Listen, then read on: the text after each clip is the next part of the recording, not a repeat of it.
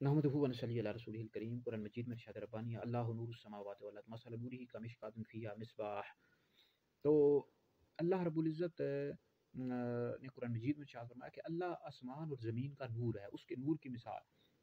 پھر اللہ رب العزت نے اس کے نور کی مثال آگے بیان کی ہے قرآن مجید میں پوری آیت مبارکہ کے حوالے سے۔ اگر آپ نے مطالعہ کرنا ہو جتنی بھی تفاسیر ہیں، تفسیر خازن، تفسیر کبیر، تفسیر روح المعانی، در منصور، سب میں اس کی تفصیل مل جائے گی، تفسیر مکمل موجود ہے کہ اس سے کیا مراد ہے۔ بہرحال مختصر طور پر میں بتا دیتا ہوں، اللہ نور السماوات والارض، اللہ آسمان و زمین کا نور ہے۔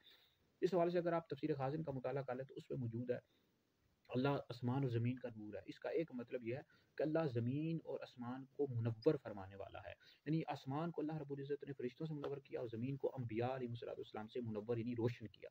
اللہ زمین اور آسمان کا نور ہے، مطلب اللہ رب العزت نے آسمان و زمین کو منور فرمانے والا ہے، ٹھیک ہے جی۔ اچھا، مثل نورہ کمشکاۃ فیہا مصباح، تو اس کا مطلب کیا ہے کہ اس کے نور کی مثال۔ بعض نے لکھا ہے اس کے نور کی مثال سے مراد قرآن مجید ہے، بعض نے لکھا ہے کہ اس سے مراد یہ ہے اس کے نور کی مثال سے مراد نبی کریم علیہ السلام ہے۔ حضرت سیدنا عبداللہ ابن عباس رضی اللہ تعالیٰ عنہما نے حضرت سیدنا کعب اخبار رضی اللہ تعالیٰ عنہ سے پوچھا اس آیت کی آپ معنی بیان کرو، مثل نورہ کمشکاۃ فیہا مصباح۔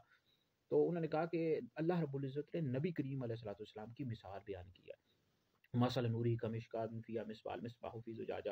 تو یہ ساری نبی کریم علیہ السلام کی اللہ رب العزت نے مثال بیان کی۔ آگے زیتون درخت کے حوالے سے بیان کیا گیا، تو ترمذی شریف میں حدیث موجود ہے کہ زیتون تیل کے حوالے سے کہ اس کا تیل استعمال کرو، یہ مبارک درخت ہے، کھاؤ اور اس کا زیتون کھاؤ اور اس کا تیل استعمال کرو، یہ مبارک درخت ہے۔